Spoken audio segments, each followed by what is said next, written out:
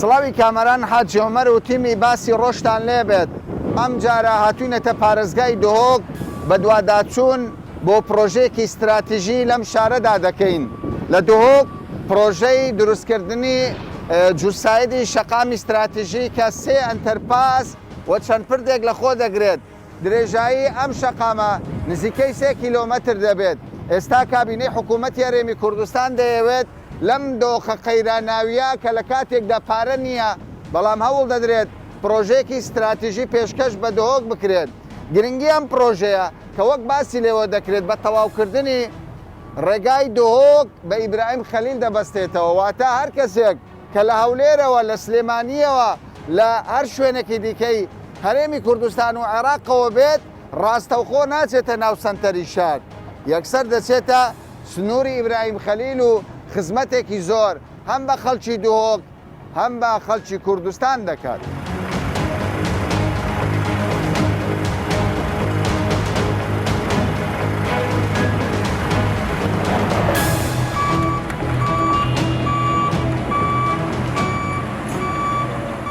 لەم بەرنامەیەدا دەمەوێت بە دوواداچوون بکەم لەسەر ناوەڕۆکی ئەو پرۆژەیە. زۆر پرۆژە لە کوردستان دروست بووە لە پارێزگاکان، بەڵام ینی لە نیوەی ڕێگا پرۆژەکە سەرکەوتوو نەبووە بەهۆی قەیرانی دارایی وەستاوە یان بەهۆی خراپی کوالیتەکە خاوەن پرۆژەکە خاوەن کۆمپانیاکە هەڵاتووە بەجێ هێشتووە، دەیان کێشەی جۆر بە جۆرمان هەیە. بابزانین ئەو پرۆژەیەکەی تەواو دەبێت، کوالیتی چییە، شارەوانی لە دهۆک چەندە سەرپەرشتی دەکا و وردەکاری سەبارەت بە ستانداردی ئەو ئەندەرپاس و شەقامەیە دەکات. کا کامەران سەرپەرشتیاری ئەو پرۆژەی و نوێنەری کۆمپانیاکەیە. کا کامەران پێمان بڵێ تاوەکو ئێستا لە سەدا چەندی پرۆژەکەتان تەواو بووە؟ سەبارەت پرۆژە ئەندەرپاسên جادا بارزان دهۆکê 5 پرۆژە بخۆ گرێت. سەبارەت ئەف هەستێ پرۆژە 100% تەمام بووینە. 100% تەمام بووە. 3 پرۆژە لە کۆی 5 پرۆژە 100% تەواو بووە. لە دهۆک 3 پرۆژە تەواو بووە. 100% تەواو بووە. ئێزات خزمەتەوە وڵاتیەدانە. باشە ئێستا ئێمە لە ئەندەرپاسێکین، ئەمە لە سەدا چەندی تەواو بووە؟ لەوانە دوو پرۆژە دیێتمان. یەکشوانە ئەف پرۆژە هین بینن ئەوە ئەندەرپاسە نزیک پارک ئازادیە و ئەندەرپاسە قوتابخانە سەفینە. ئەف پرۆژە 51% هاتەوە بووە و هەمی پلان مەتەن ئینشاءڵڵا بۆ 3 هەفتەیە بهێت بنزیکترین وەخت بۆ ڕابطەی بەشێت وێ بۆ هەوڵاتی هەتەڤەکردن. باشە کەوایە لە ماوەی نزیکی داهاتوو خەریکە تەواو بیکەنی. وەک پلانم بە کۆڤین گرۆپ ئەف پرۆژە نەهەیە 7/2019 دەست پێ کرد. هەمی ژیانت خۆدا مە پلاندانە و ئەمڤی پرۆژەی پساڵێکی تەمام بکەین. وەک جەناب هەنگزانت و باشترین کوالیتی و ماوەت مێژوویدا یعنی قیاسیدا ئەم کاریم پرۆژە تەمام بکەین. وەک دیار پرۆژە ئێکشوا پرۆژە ڕۆڤیا گۆپاڵ بۆ پرۆژێکی استراتیژی بۆ ماوەی ساڵێکی داما تەمام کرد. هەر وەستە پلانەمە بەری ژەڤە بوو. بەس قەیرانە دارایی قەیرانە دارایی بۆتە گرفت قەیرانی دارایی بووتە گرفتێکی گەورە زۆر گەورە دەکا بوەستی پرۆژەکە تا ئێستا منە وەساندیە. ئەوە تقریبا 9 مانگە یا تقریبا هشت حتا ساکردمە ینی ئیشعار الخەزینەی حکومەت هەر داخل ناکرد. هیچ یارمەتیمان نەدا تا ئێستا تۆ پێم بڵێ مەترسی لەسەر وەستانی هەیە یان نا؟ تا حاڵی حوازداری هەمووشیانمان یعنی چ لە دەستمان بێت ڕۆناوەستین. دەتانەوێ نەیوەستێنن بە هەر شێوەیەک بێ پرۆژەکە بیخەنە خزمەتی خەڵکی دهۆک و خەڵکی کوردستان. بەزابەت بەس هەمان وەختدا یعنی داخواست حکومەت دەکەین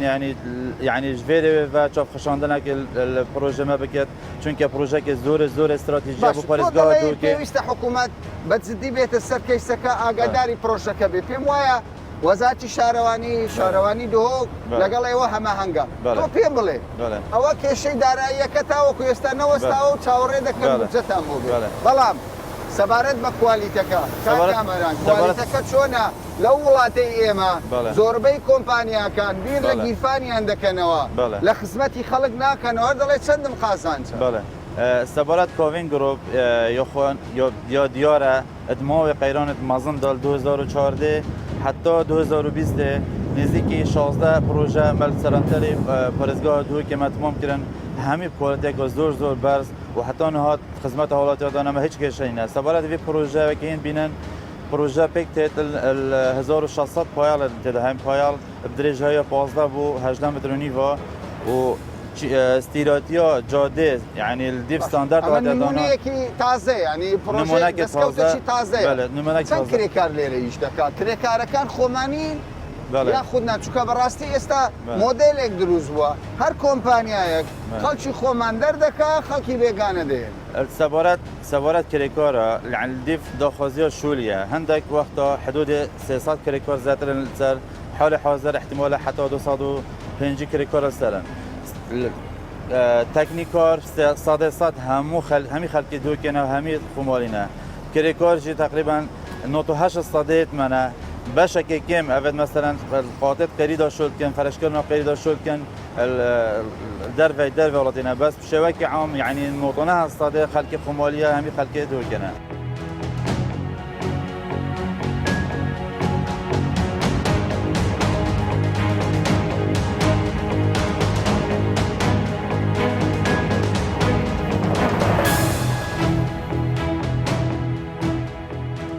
پێنج پرۆژە کە لە ڕێگای بارزان وەکو باسی لێوە دەکەن دروست دەکرێت پێنج پرۆژە لە خۆ دەگرێت کۆی بودجەکە چەندە وەکو سەرۆکایەتی شارەوانی دهۆک وەکو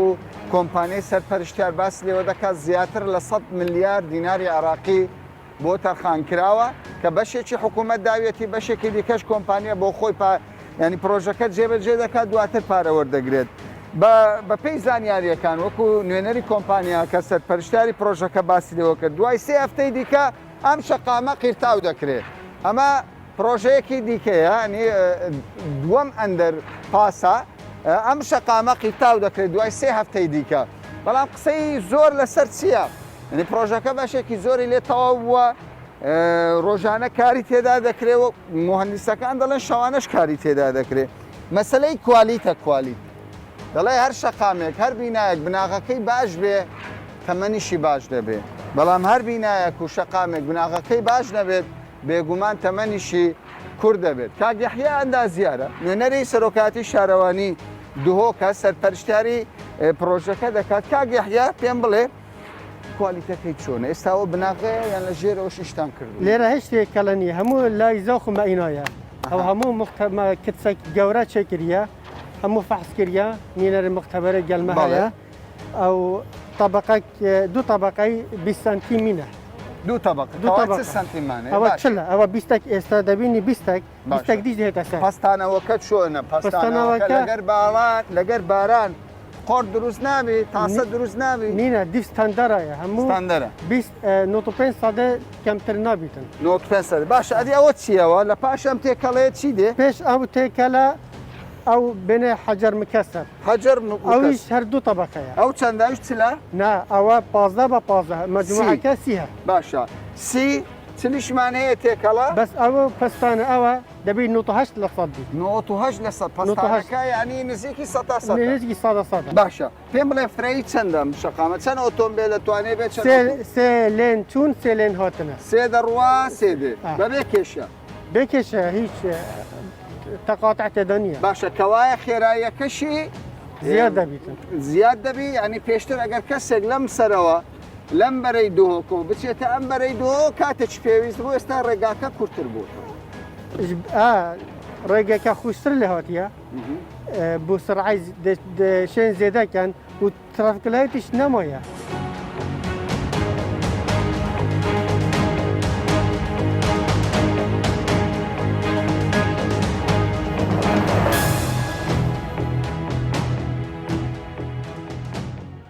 لە دهۆک ئەمە یەکەم پرۆژەیە کە پرۆژەیەک بێت جیاواز بێت لە پرۆژەکانی دیکە حیسابی ئەوە کرابێ تەمەنی درێژ بێت ستاندار دروست کرابێت بۆ نمونە ئەمە پایاڵە وەکو باسی لێوە دەکەن بە سەدان پایاڵی لەم شێوەیە هەیە گرنگی ئەم پایاڵە چێکە سەرنجی ئێمەشی ڕاکێشە دەتوانین بڵێن بە کوردەواری وەکو دینگەی خۆمان چەندین دینگە چەندین پایاڵی جۆر بە جۆر لە تەنیشتێکە کاک شابان تۆ ئەندازیاری پێم بڵێ ئەم پایاڵانە چیەمە یەکەم جارە دروست بێ ئەوە یەکەم جۆرە سیستەمی مال الواکی بێژن خۆرزگاهەوە دووەکی ئەپ پۆیلە بێن استعمالکردن بێن کۆرینانێ بەڵێ ئەپ پۆیلە تێتەن دیزاینکردنێ شێوێ الديوارة يعني هكذا كان ديوارة البيع عمقي دينا احتمال دي أساسية بتن 10 متر بجال فکیوی شینابان دیوارا ام وان پایلا استعمال کند اتکارینانه بله باشه او چند درجه که او درجه که نابراب 12 متر حتی 18 متر یعنی 18 متر 18 متر ما بجال دیف لیول و دیف اوت مینتن هنده جا و 6 متر مینتن هنده جا 5 متر بپی شوینه درشترینی 18 کم ترینی 6 یعنی نزدیکی 6 ساده اپ پایلا باشه بن ام عرضه پایل چند دانه تانه اپ پایلا ما 1307 دانه تاین 607 رایتن و 637 لیفتن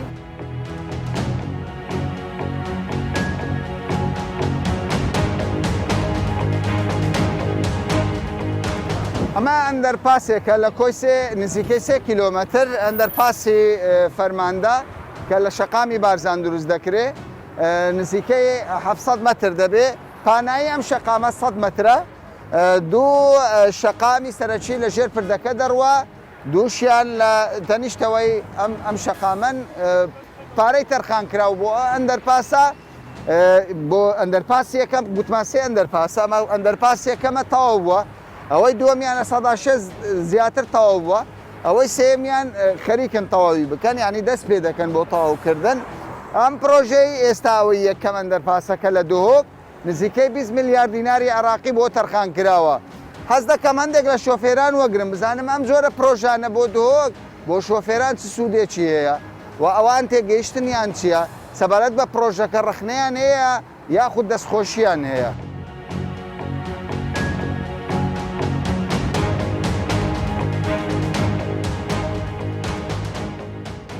سەبارەت بەم ئەندەرپاسە چۆن ئەم پرۆژەیە چۆن دەبینی پێت چۆن ئەم پرۆژە وڵا پرۆژێک زۆر سەرکەوتووە دەستی حکوومەت و کابینەی نوێی حکوومەتی هەرمی کوردستان خۆش بێ قەرەباڵغێکی یەکجار زۆر لەناو ئەم سایدەی پێ دەڵێن خەتسەریع لە ئێمە لە دۆک بەڵێ لەبەرەوە قەرەباڵغی زۆر کوالیتەکەت پێ باشە کوالیتیاوی زۆر باشە تنێ مەدێتن ینی حکومەت چارەسەریەکی بۆ ئەندەرپاسە دومە یا دهۆکێژیت بژنێ ئەوەی ئەخیری ئەخیری ئەگەر هەستێکە چێگرن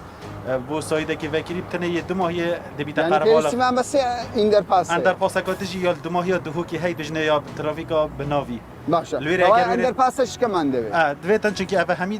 ev hemî vekirî bin di wêrê qerebalqeka geleka mezin çêbîtin ji ber hindê yanî rastî divêt hikmet çareserîkî bû wê endەرپاسە jî yani wêrî bikete endەرpas چۆنی باشی ئەم پرۆژەیە چۆن دەبینی لە دۆک ئەندەرپاسی دهۆک کارەکان ینی زۆر بەباشی بەڕێوە پێت باشە زۆر باشە الحەمدلله باشە چ مەلاحەزەت هەیە وەکو شۆفێرێک چ بکرێ باشە ینی سیمای دهۆکی گۆڕیوە ئەم ئەندەرپاسانە زۆر گۆڕیوە زۆر گۆڕیوە زۆر گۆڕیوە باشە ئەماوە پرۆژەیە خەریکە ینی بەردەوامە دەیانەوێت لە کاتی خۆی تەواوی بکەن ئەگەر گرفت نێتە پێش دۆک پێویستی بە چیە بێجگە لەم ئەندەرپاسانە وڵا کاری وا بکرێت ینی زۆر باشە ینی کاری خەڵکی زۆر بەباشی بەڕێوە دەچیت پشتی ئەم ئەندەرپاسە باشە سیمای دهۆک دەگۆڕێ زۆر گۆڕەوە زۆر گۆڕاوە زۆر گۆڕە بەس ئێمە دەمەوێت ینی زووتر ئەم کار ینی بەڕێ بکرێت ینی زوو تەواو بێت زوو تەواو بێت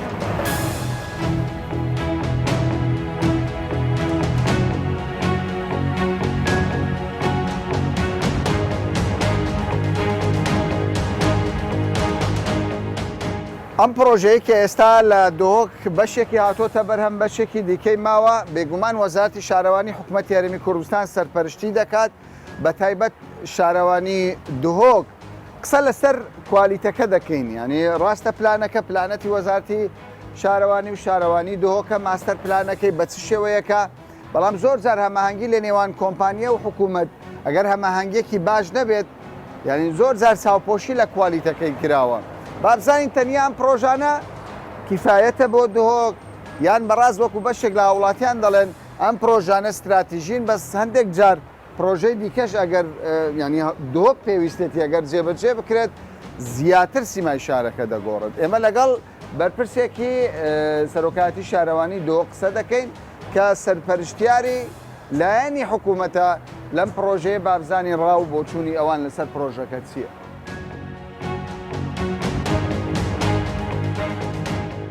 کاک نەمر تۆوەکو نوێنەری سەرۆکاتی شارەوانی دهۆک لەسەر پرۆژەکە پێم ئەم بڵێ ینی گرنگی ئەو پرۆژەیە چییە؟ دەڵێن استراتیژیە زۆر گرنگە چ گۆڕانکاریەک دروست دەکات پێشێکی بخێراتن گرنگیەوی پرۆژەی ئەوە و چەند ئەندەرپاسێکن کردنە سەر جۆدە بارزان وەکو دیارە جۆدە بارزان ئیجادی سەرەکیەت باژێری دهۆکێنە هەر کەسێکی بێتە ناو باژێریدا یان وێژ باژێری دەرباز بی بۆ باژێرێکی دیە کوردستانیانی عێراقی ناو وێ جۆدەدا دەرباز بیت و بەری ئەف ئەندەرپاسە بهێنە چێکردنێ ژمارەکە زۆر یا ترافیک لایتە تڕێکی دەهەبوون بوونە ئەگەری هەندێک و زیحامێکە ترافیکی چێبیت و هەروەسا درەنگەهشتنا خەلکێکی بوجهێ بنەجهێت خۆ ئەڤە دەوێ ئاریشە هەمی چارەسەرکردنەوە ئەوە قەرەباڵغترین شەقامی دهۆک بووە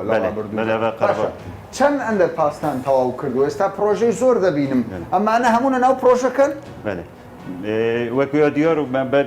بەحسکری پرۆژێکی هەتێ تەمامکردنێ وەک ئەندەرپاسی نزیکی فەرماندا دهۆکەیە ئەوە فەرماندەی دهۆک ئەوە فەرماندا ئەمە تەواو بووە ئەوە 100% تەمام بووی پرۆژێ وێگاوێ ئەم سەر کارکەین پرۆژێ نزیکی مزگەفتە شەهیدانە وەکو دیارە ئەو وێنەکەوێ و ئەوەژی ئەندەرپاس پێک تێنە گرێدانێ وێ باشە سەدا چەندی تەواو بووە 151 یە تەواو بووی تەواو بووە باشە سێم پرۆژە یوتێرنێک مێ هەلدەف ناڤنجیا قوتابخانە سەفین ئەو ژی فترەکە نزیک دەوێژی دەست بکارکەین کەوایە ئەمە تاوەکو ئێستا پلان بۆ سێ پرۆژە هەیە باشە هەر لەگەڵ هەندێک هاوڵاتی قسەمان کرد هەرچەندە دەڵێن پرۆژەکە پرۆژەیەکی باشە بەڵام تۆ پێم بڵێ کاک نەمر کوالیتی ئەو پرۆژانە چۆنە زۆر جار پرۆژەکان لە دەستپێکدا جوانن شەقامەکان باشن چوزانم کۆمەڵێک جوانکاری بۆ دەکرێت بەس دوای ساڵێک ئیتر شەقامەکە لە کار دەکەوێت سەبارەت کۆڵەتیە ژبەر هەندێک و دە کۆڵەتیەکە باش بیتیندیش مەبێت باشتربی پشەوەڕۆژ ستافی مەیەندازیاری تەکنیکی ی سەرکۆتیە باژێڕوانیە دهۆکێ یەسەر پرۆژەی هەر خاڵ الگەل کۆمپانیە پڕێڤشکێنین سەرڕای هەندێمە تاقیگەهەکە موقعیە هەی لەسەر پرۆژەی خۆ تاقیگەهەکە کادرێ تاقیگەها بە ناسازی لێ دەکرێت ئامادەنە 24 ساعتی ئەوژی شەڤڕۆژ گەرمەنە داوەکو هەم بشین باشترین شێواوی پرۆژەی تەمامکەین باشە دهۆک یاخود ئەم شەقامە ئیتر ئەو ئەندەرپاسانە کۆتایی پێدێ بەشێک لە هاوڵاتیان دەڵێ ڕاستە جێگای دەستخۆشیە بەڵام ئەندەرپاسێکی گرنگکەیە لە کۆتایی ئەندەرپاسەکەەوە تا پرۆژەی چوارەمتان پێویستە پێم وایە ئەمە یەک لەو پرۆژانەیە ئەو هزرا هەوڵاتیت کە مەژی بەری وێگاوێ و هزراکیری ژبەر هەندێ ئەم وەک سەرکۆتیەوە بە ژێرڤانیە دهۆکەی گەل ڕێوەبەریە هاتن و چوونێ گەل چەند دام و دەستگەهێن حکومەتێ ئەم گەشتنەوێ قەنەعەتێک و ئەو پرۆژێ گەلێکی گەرنگ بهێتە چێکنێ پرۆژەکە نێزیکی ئەندەرپاسێکە نێزیکی پانزیخانە بناوی ئەو یەکش پرۆژمە نەوێگاوێ مەیە مقتەرەح کردی هەڵضمنیوی پارەی داوێ بۆ پرۆژێ مە هاتی تەخسیسکردن مە هەندێک وەفرێت هەین مە هەندێک پارێت هێلاین بۆ تەمامکردنەوەی پرۆژێ بەس ئەف پرۆژێ هیچەنە کەتیت بۆوەرێ ینی ئەنجومەنی وەزیرانی پێ بەێ کەوایە ڕەزامەندی ئەنجومەنی بەس باشە تۆ پێم بڵێ سەبارەت بە بودجەی پرۆژەکە یعنی ئێمە دەزانین ئێستا قەیرانە لە کوردستان حکوومەت پارەی نییە بەڵام بەشێک لە کۆمپانیاکان دەڵێن ئێمە لە خۆمانەوە پارە پەیدا دەکەین کێشە نییە دواتر بە حکوومەت بمانداتەوە نمونە لە هەولێر بەم شێوەیە کار دەکرێت لە دهۆکیش تا ڕادەیەک وا بووە کێشەی پارەمان هەیە یان نییە تا ئێستا کێشەی پارە زۆر پەیدا نەبووە چونکە هەرکار سەبارەت کێشە پارە وەک کۆمپانیە کاری خود کرد حتا وێ لەحظەیەژی 24 ساعتی کاری خود کرد شەوڕۆژە کاری خود شەوڕۆژ حتا ساعت 12 شەوەیە کە شەوێژی کادرێمە مهندسێمە مەساحێمە وەک سەرکۆتیەوە با ژێرڤانیە دهۆکێ گەل یەک کۆمپانیە کاوین پێک وێ سەر شوولی شول نەڕاستیایە و ئەم هیویت کەنجی ئەگەرێ نەبوونا بودجێ نەبیتە سەبەب هەندێک و پرۆژە بڕاستیت و کۆمپانی جێ خوددا بەر حتا وێگاوێ ئەوجام نزانین کات ئیمکانیت وێدا حتا کەنگی دێ ئیستیمرۆریەتی کرد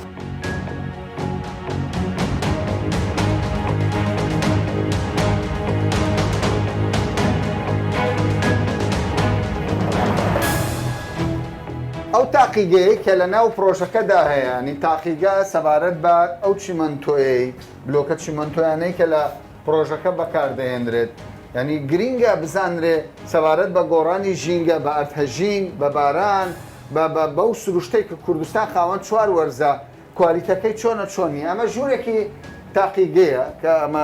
سەر بە حکوومەتە حکوومەت لێرە ئامێرەی داناوە کاکی ئەندازیار لێرە نوێنەری حکوومەتە تەماشا دەکەمێت چەند حەوزێکیان داناوە لە هەر حەوزێک مربعێکی چوارگۆشەیەکی تەوی چیمەنتۆیان داناوە بەدەیان دانە لەم شێوە لە ناو ئاوە کاکی ئەندازیار ئەمە چیەمە ئەمانە و چۆن تاقیکردنەوەی لەسەر دەکەنەوە ئەسوەک نینەرێ تەقیگەوە بیناسازی و دهۆکێ بێ ئیش دەکەین هەر سەبەکە بێتەکردن ئەم تێستۆژێ وەرگرین وان کیوپۆژێ وەرگرین تاریخا سابێ ئەم سەد نوێسین باشە ئەمە هەر لە هەر شوێنێک کاتووە یعنی هەر سەبەیەک لە شوێنێک کاتووە شوێنێکی جیاواز شوێنێکی جیاوازمە نمونە وەردەگرین باشە ئەوە تاریختان نووسیوە ئەو تاریخانە چیەوە ئەوە تاریخ سەبێنە هەر سەبەک ئەڤرکە بێتەکردن تاریخا سەبێ پشتی 28 ڕۆژە دێتە فەحسکردن دەبێت لە ناو ئاودا ینی ئەو سەبانە حیسابی ئەوەش کراوە ئەگەر لە ڕووباریش بێ بەرگە بگرێت بەێ باشە ئەوە ئامێرێکە ئەو ئامێرەیە پشتی معالجە تێدەکردن 28 ڕۆژە تاریخا سەبێ مە ڕقە مختبەری حەقلیە هەیلبرێ این نداره 28 روز تمام بند این نداره دای نبر جهازی ده فحص کن. باشه تا استاد شون بو کوالیته که. والله زور باشه. زور باشه. گراندو تانوا یعنی هندک جار دبین کوالیتی باش نه بودم تام بابا ما باش نیه. او الموقعی تیت زفراندن هک مثلا صبک روم بیتی او. قد هات زفراندن یا نه؟ یا هات زفراندن. باشه پیم بله زور جار. یعنی اما خوانی چیمنتوی کارگه چیمنتو معنیه لکردستان شیش معنیه لکردستان وانیه کارگه اصل معنیه برهمی خومانه معنیه ام پروژه با برهمی خومانه درست دکره یان برهمی بیگانه لولات ددره وده والله برابطر برهمی خومالیه خومانه یعنی هم شیش هم چیمنتو برهمی خومانه بکار دینه بله هم شیش هم چیمنتو هم کنکریت هم کریکار حجر مكسر باشا تولير لم كواليتي كنترولي يعني تمني او بروجي لسر توي تو كو اندازياره بيدواي ام بروجي تمني چند دبي تمني درجه ام كورتا والله تمني درج دبي درج دبي كواستان داركي باشا زور باشا عراقي يعني بيغانيه والله ضيف مواصفات عراقينا وعندك مواصفات تێکەڵەیە کەوایە هەم عراقیمانێ و لە هەندێک شوێنیش مواصفاتی بیانیمان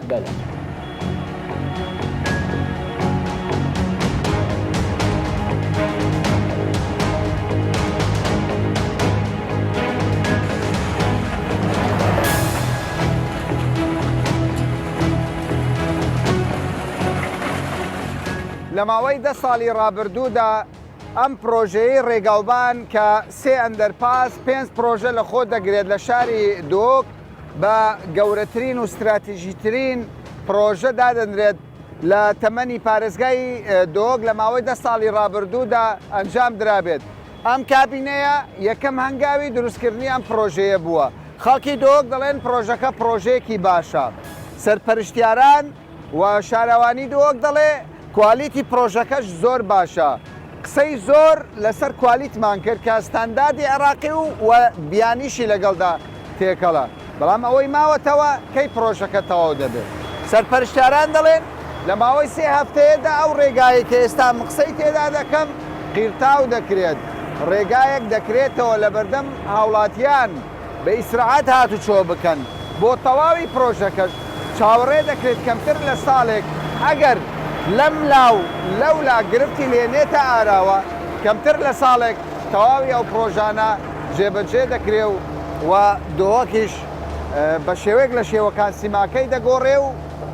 دیزاینی دهۆک شارەکە کە پێشتر پێی دەگوترا دهۆکی ڕەنگین ئەم جارە بەم شەقامە و بەم پرۆژانە زیاتر ڕەنگین دەبێت. تا باسێکی دیکە و بابەتێکی دیکە